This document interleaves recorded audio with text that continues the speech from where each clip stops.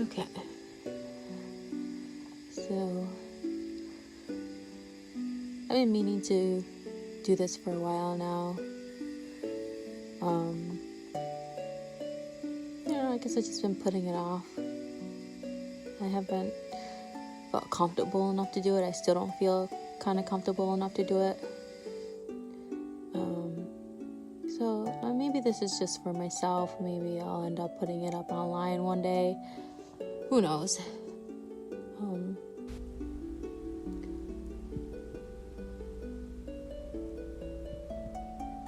So I have a little girl. She is 4 years old. She'll be 5 this year, November.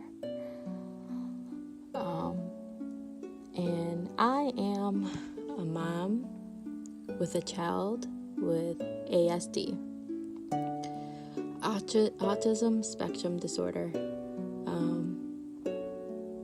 4 years ago, when I first found out I was pregnant, I was so excited. When you first, find out you're pregnant, the first thing you picture is, the first thing you imagine is how your daughter's going to be, the things you're going to do, even if it's, your son or daughter, you picture how your life is going to be with them, the things you guys are going to do together, talk together, you have this, this picture in your head. 9 months went by pretty fast. I didn't have any problems, regular cravings, regular, sickness. My delivery, that one was a little tough. I think 15 hours, I think it was. I don't know, I have to figure that one out again. It was a lot. My blood pressure went up pretty high, and to the point where I was at risk for seizures all day. Blood count was so low, I couldn't get an epidural. And I barely dilated that much. So after, 15 hours, they decided to do C-section. But since my blood count was so low, I couldn't get an epidural. They had to put me to sleep. So I'm kind of, a little bummed that I kind of miss that little experience. But, fast forward throughout her first year of her life, we've kind of noticed, little things here and there. I think I didn't notice that much as first because I didn't want to believe there was anything wrong. But my fiance, her dad, he noticed things more, and he kept mentioning it, where it was like no eye contact, no really paying attention to anything. Especially when she first started walking, it was a lot of spinning. She skipped crawling. She never crawled. Just kind of went straight to walking. But when she was able to stand on her own, it was just a lot of spinning. And I thought it was just, a normal kids thing. Whatever. But then we took her to the doctors, of course, her regular checkups. And they kept saying, oh, is she not talking? Is she not saying I forgot what it was. It was by 1 year old, it's supposed to be a couple words here and there, or maybe a full sentence. But she didn't say anything. She didn't really babble that much either. So they were like, oh, something's wrong. You have to do, evaluation for speech, and, trying to figure out what's wrong with her. And I was like, at first I was like, there's nothing wrong with her. She's a baby. She's too young. Let her, figure it out herself. But one doctor specifically was like, I think you really should see a development doctor. So I went ahead and scheduled it, even though I was kind of a little bit of against it, because I didn't want to believe there was something wrong. But I think in my heart, I knew there was something wrong. I think it was around 2. We finally, decided to take her to a specialist to see and get her tested. By then, I kind of, 1.5, I wasn't too sure. But by 2 years old, I kind of figured there was something wrong. So we took her to a specialist, and they did some testing. And it's funny because when you see your child going through all this testing, you kind of want to just put yourself and insert yourself into it. So many times I just wanted to no, she does it this way, do it this way, she'll do it that way. But as a parent, you kind of have to, that's one thing you have to learn, is kind of how to step back sometimes to let them, show you what they can do, or, But then after she was done getting tested, they left us alone for, I would say, 20 minutes. And she came back, and it was just so weird. It was not what I, expected from I guess after a while, I think it just becomes a routine for doctors. But she just came in, and she was like, well, here's some flyers and some paperwork that you can read and look, it'll show you places where you can find out information about ASD and what you should expect, and if you have any questions, there are support groups, this and that. And I'm like, wait, what the heck is ASD? First of all. And instead of her sitting there and saying, okay, well, your daughter, it does have a disability, and it is ASD, which is autism spectrum disorder, and this is what, you should expect. None of that. It was, here's some flyers, here's some paperwork, look it through. If you have any questions, there's some support groups. That's about it. And go on your merry way, kind of.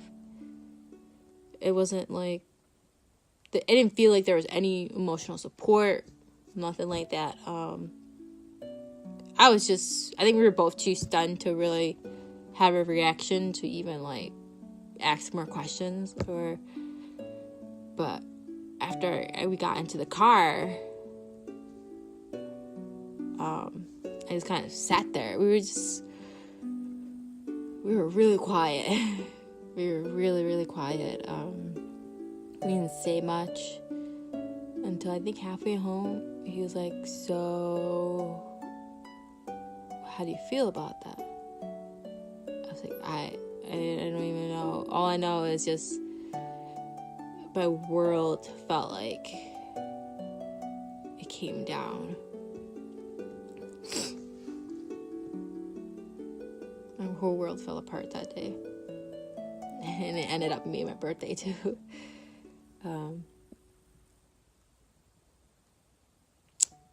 But yeah. That's when I realized that it's gonna be a tough road for us.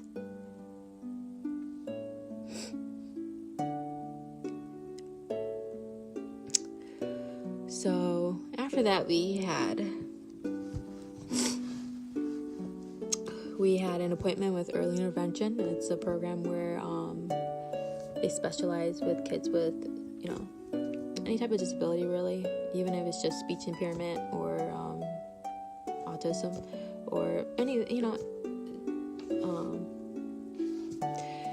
they'll send you, and they work with kids 3 and younger, and they'll send people to your home where they'll help them work with speech, or they help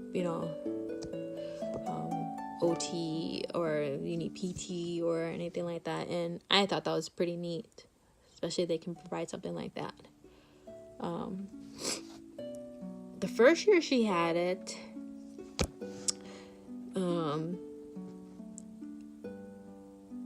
she didn't really show too much progress, but I think she was starting, trying to figure out how to be taught, really, because we didn't really know how to interact with her or talk with her. It was just a lot of frustration. And around that time, too, we didn't really have her,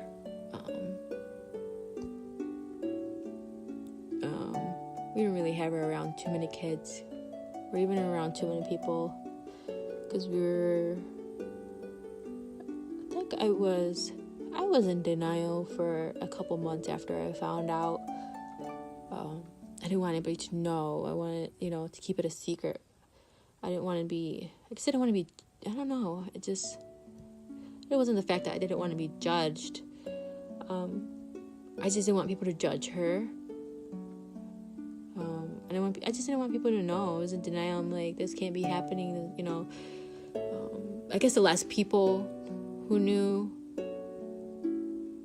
the less real it was, I guess. I was in denial for a couple months.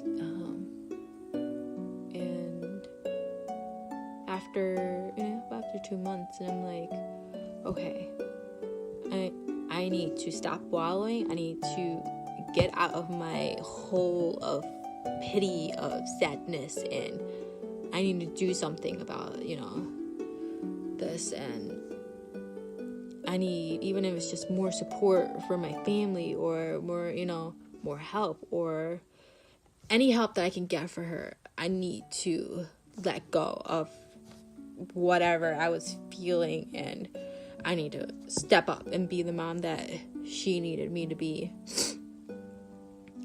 So that's when we did the evaluation for the early intervention, and getting her set up, and letting more of my family know, more, friends know. So the first year was, a little rough for her. Especially she didn't want to make eye contact a lot. Especially going out anywhere. That was really tough. Especially going to the store, those were the hardest, because we would have to go grocery shopping, and we couldn't take her because she, within like 5 minutes, it was just so much crying and screaming.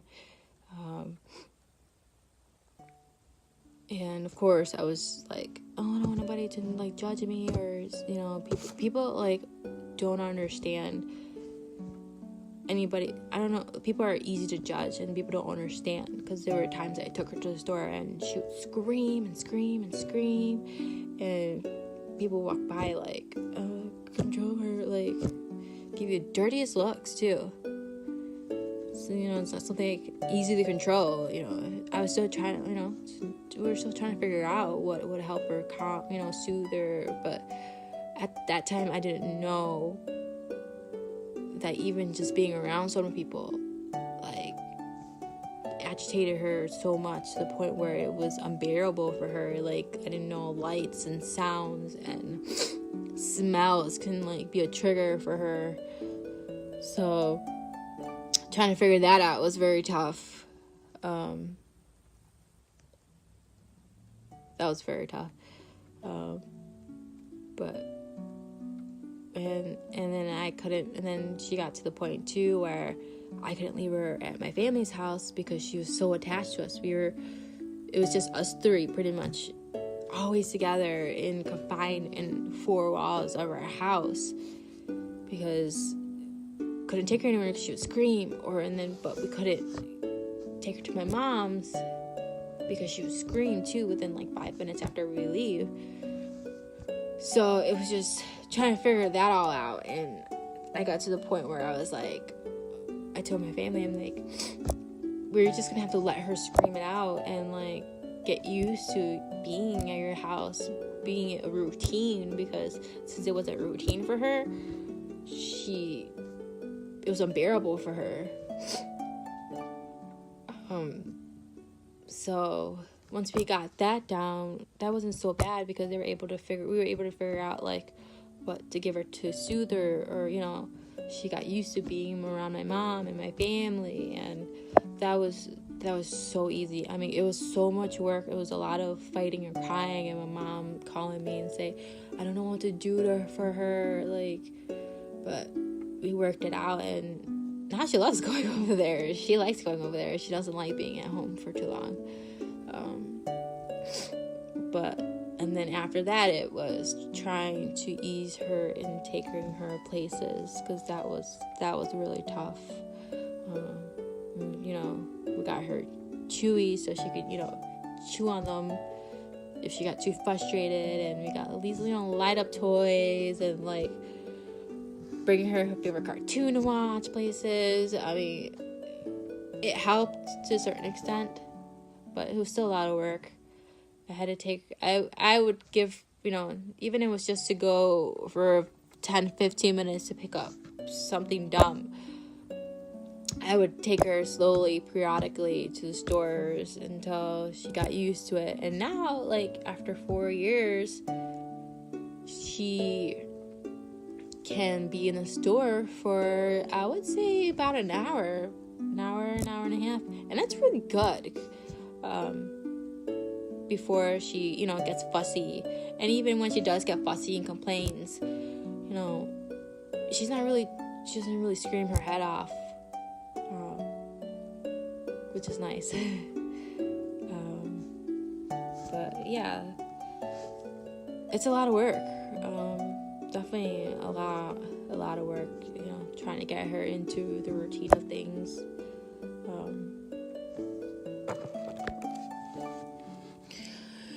So routine that took us a while to figure out, and even to this day we kind of try to figure out what to do for her routine wise.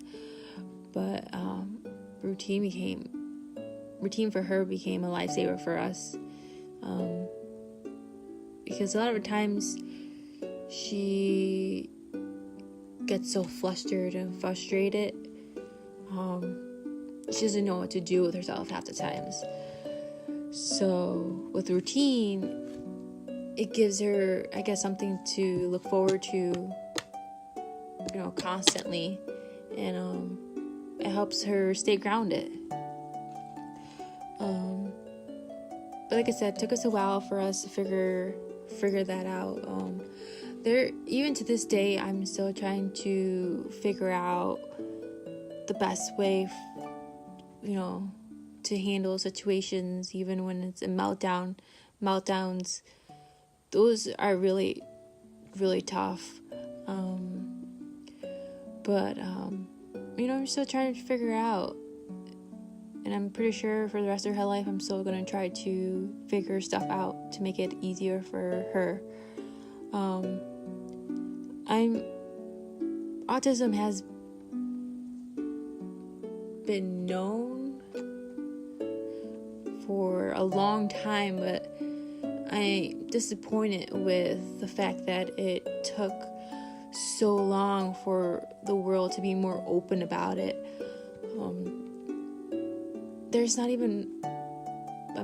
stuff online that we can read. That's kind of where we kind of learned everything from. Well, not really, because even looking online, there was still things we couldn't figure out, or pretty much hands-on. We had to figure out a lot of the stuff too. But we did so much research online. We had,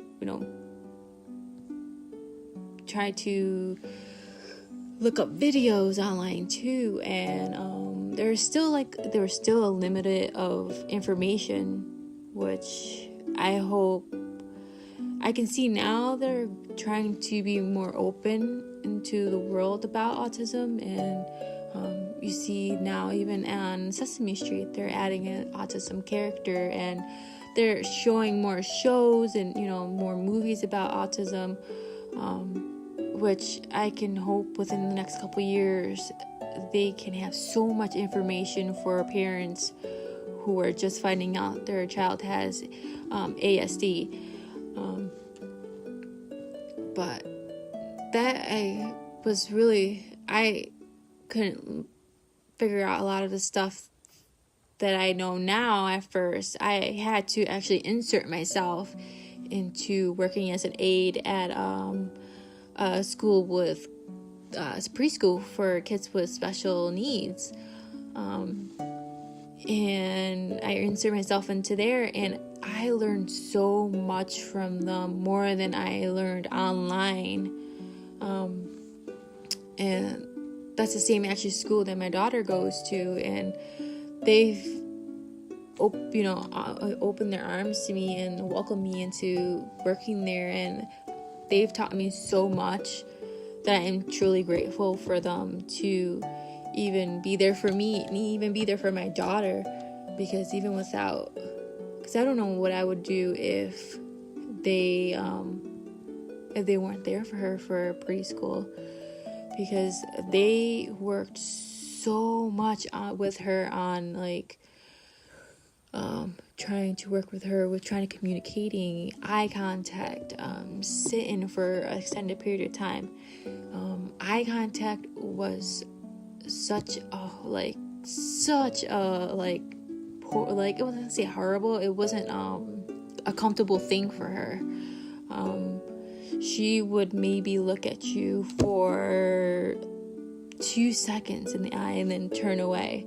Now she, especially this last year, she can look so much longer into your eyes and be okay with it. Like, she actually seeks you out and just sits there, and she'll stare at you, and almost kind of like she's just kind of communicating with her eyes. It's just the cutest thing ever. But that, as a mom, to be able to look into your child's eyes, that's the most amazing thing ever. A lot of parents don't realize the small things. Small things can make you be so amazing, like brushing her teeth.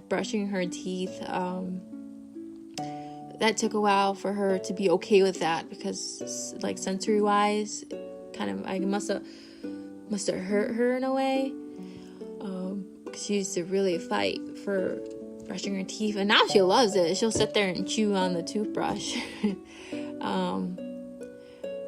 Even touching got really good too. I mean, she never really had too much of a problem with touching, but it was short times where I can give her a hug. Now she loves it. She comes to you, she gives you hugs, and she'll give you kisses now. That's an amazing thing, for her to even know what a kiss is. You ask her for a kiss, and she just taps you on the cheek, and it's just the smallest things that she accomplished makes me feel so amazing. But that school has been such a godsend, and unfortunately, which is sad, is that they don't have as much funding as they should.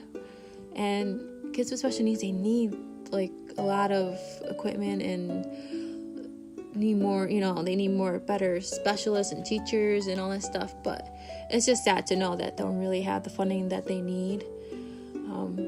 But especially her teacher's been amazing with her. But they're a godsend. I'm really grateful for all the work they've done with her.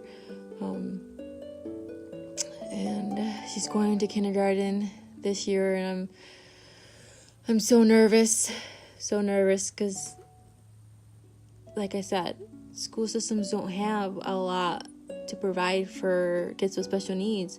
So that's what we're kind of struggling right now with, trying to figure out where we can put her that's best for her. But yeah, that's our struggle right now. I'm just very disappointed that the school system can't provide amazing programs for kids with special needs, like with smaller classes. They have one or two classes for kids with special needs for bigger classes, but anything smaller, they kind of don't have anything available for them, so it kind of stinks. But we're just trying to figure it out to see where we can place her and what's best for her. But yeah, as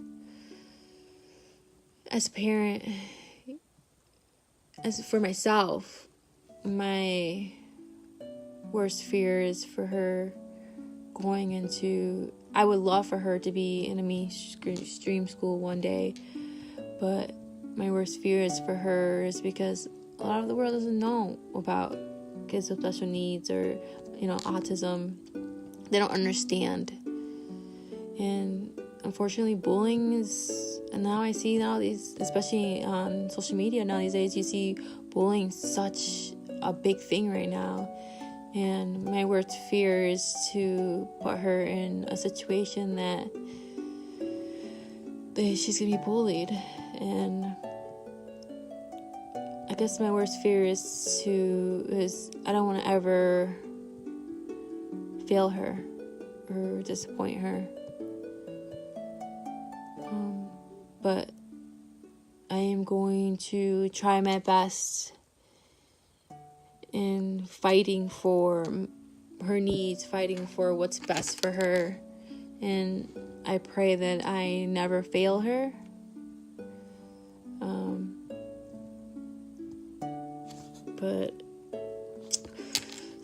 So we'll see how that goes.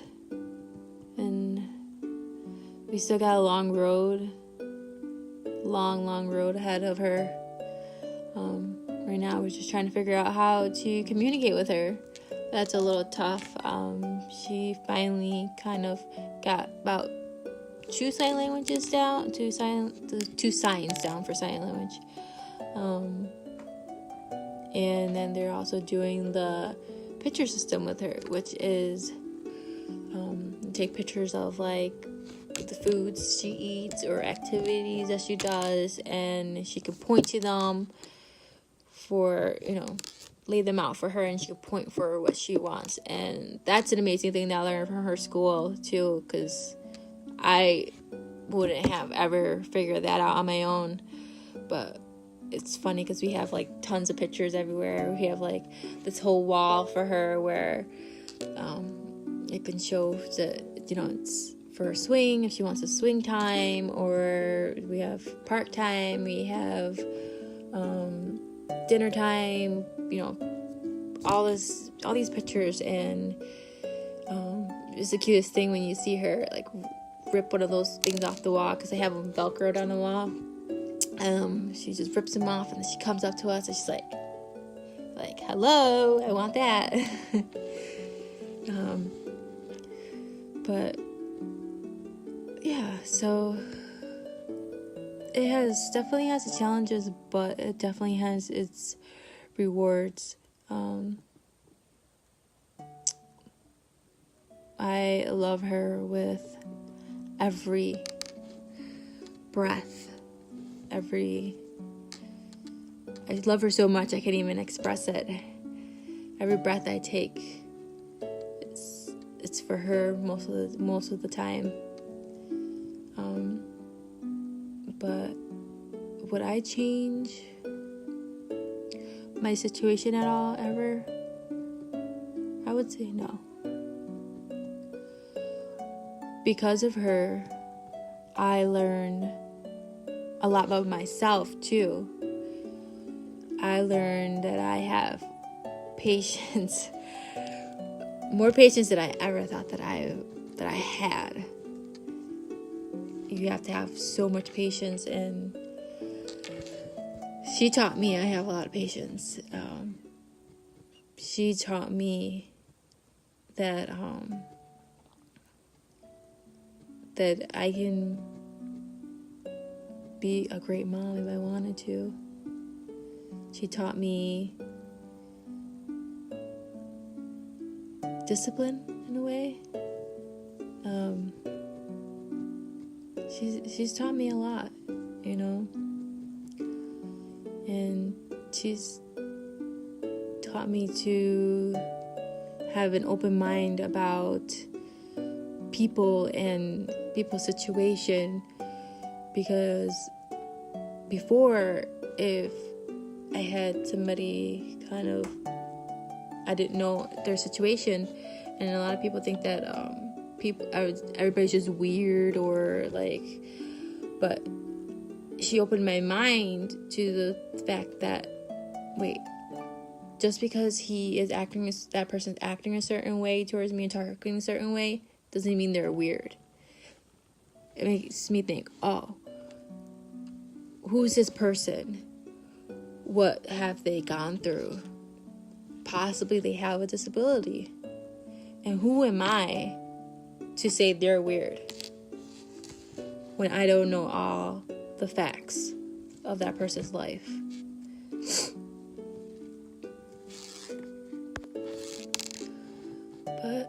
But yeah, she's taught me a lot about myself.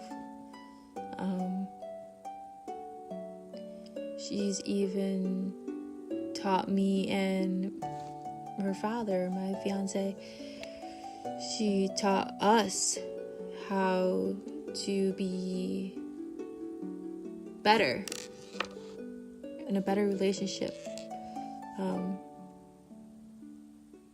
Because I would say we are better now than we were before we had her. He's such a godsend with her and me.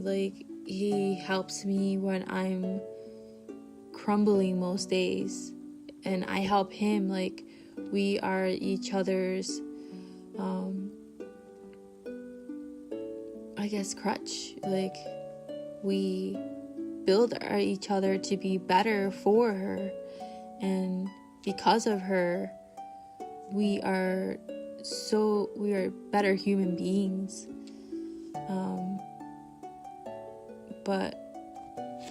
And it's sad to say that most of the times, like I read online, half of the times marriages crumble because of their kid with special needs, which is sad.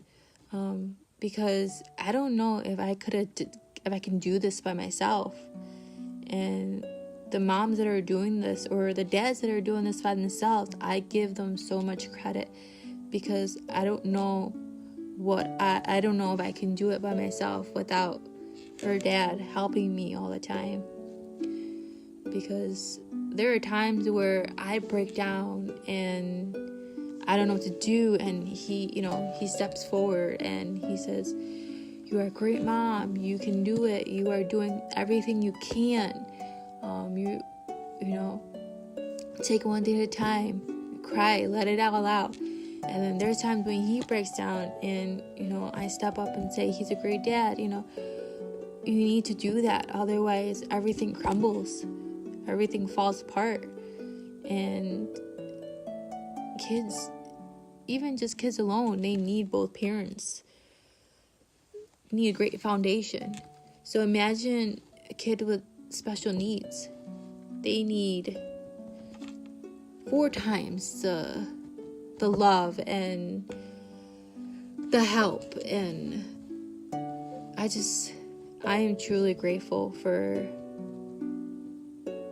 my other half. He's truly an amazing father. He's an amazing partner.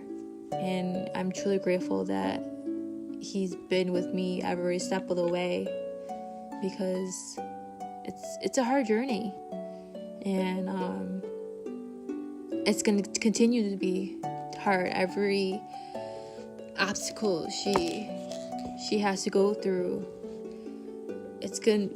she needs both of us to be in the background cheering her on and pushing her forward, because going through even a simple obstacle as communicating or affection or touching or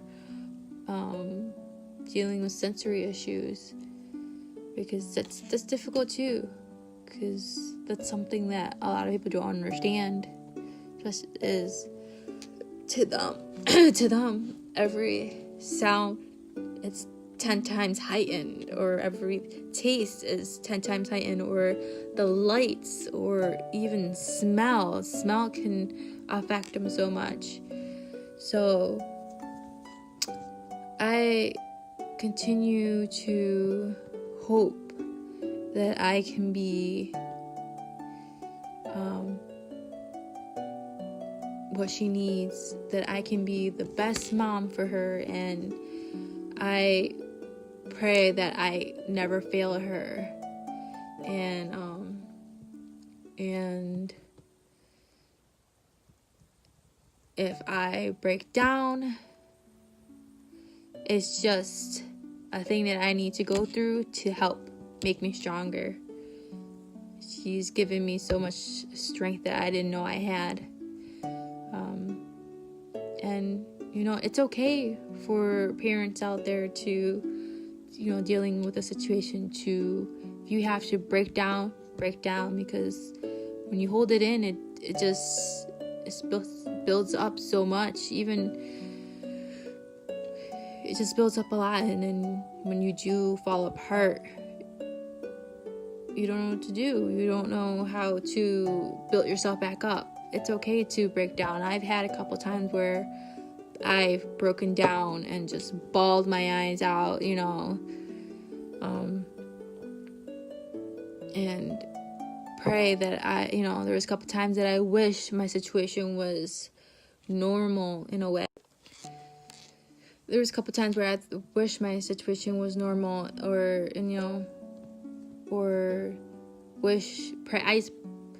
I just pray for her to be able to be a normal child. I was so mad at God for a long time, and I questioned him, like, why did you do this to me? Why did you do this to her? Like, I was just so angry for such a long time that I held it in, and I never expressed it. And there was 1 or 2 times that I broke down so bad that it drained me so much, and I felt like I was, sometimes going a little crazy in my head, or I was getting depressed. And I learned that I can't do that, because I had to be strong for her. Not only her, I have to be strong for my partner too, and for myself. And so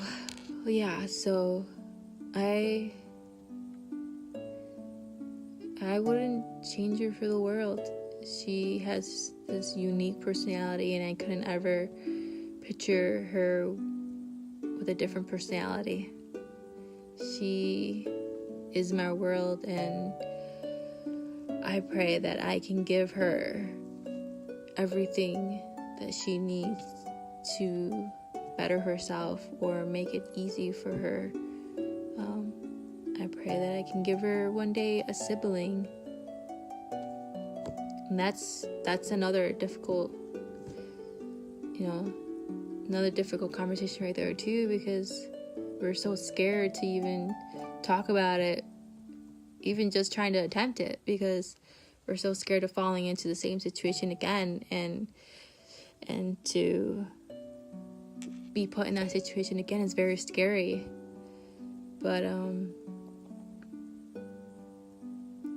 I hope that someday they can make the world so much easier for her, provide so much more, even for kids that, which is a sad thing to hear, that it's more and more common now. Autism, it's like slowly being, it used to be like, can't remember, but now it possibly can be like,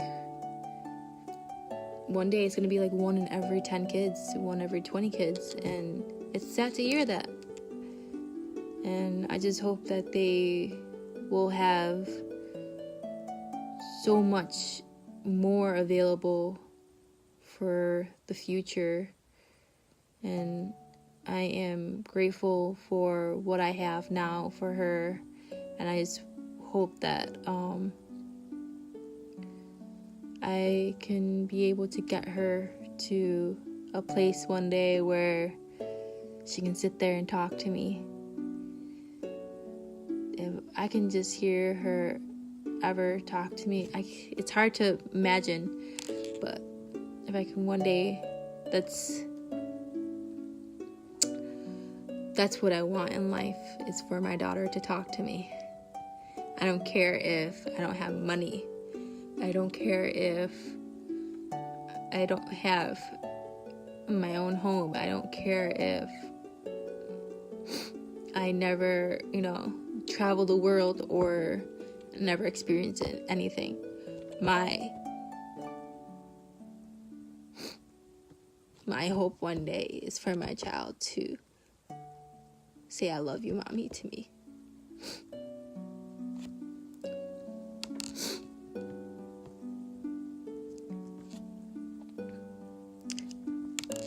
I would love to hear my daughter talk to me.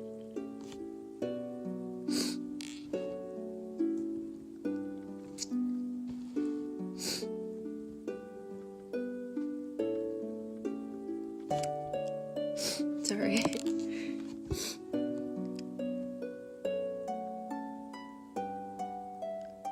To even just for her to call me mommy.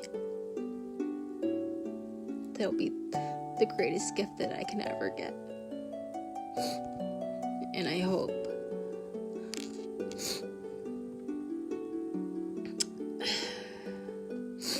one day she can have her own partner and have a family and go to college, and those are my wishes for her. And I hope that I never make her feel that she's ever a disappointment. I hope that I can give her the world, and I hope that she knows even now that I love her so much, that I am always proud of her, and I am going to be proud of her for the rest of my life.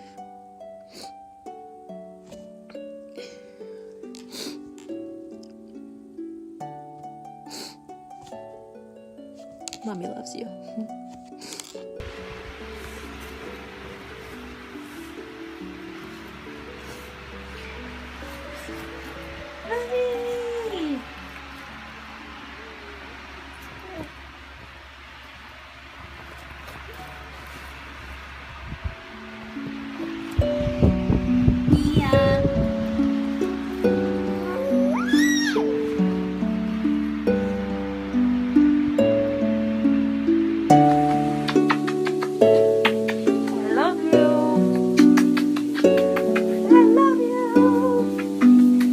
Crazy hair.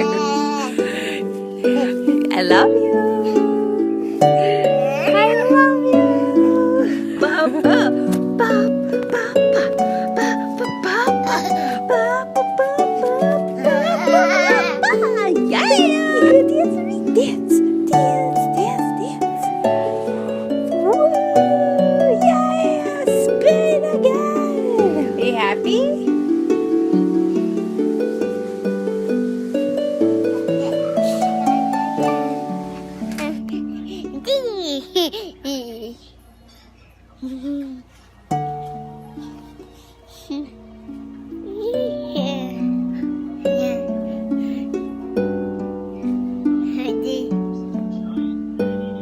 What happened?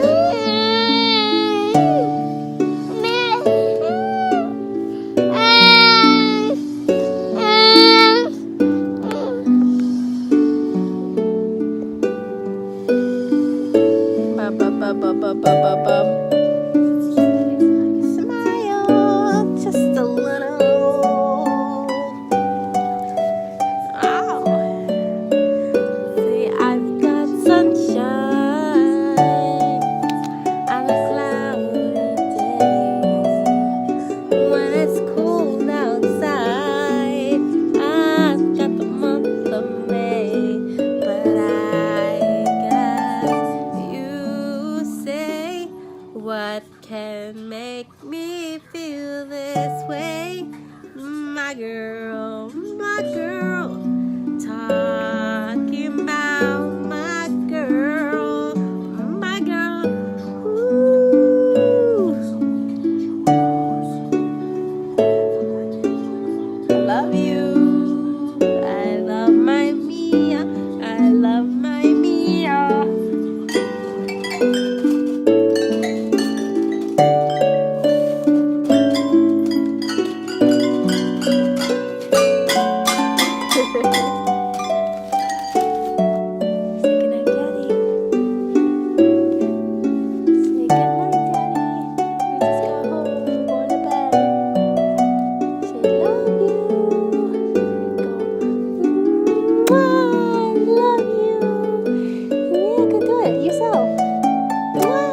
job.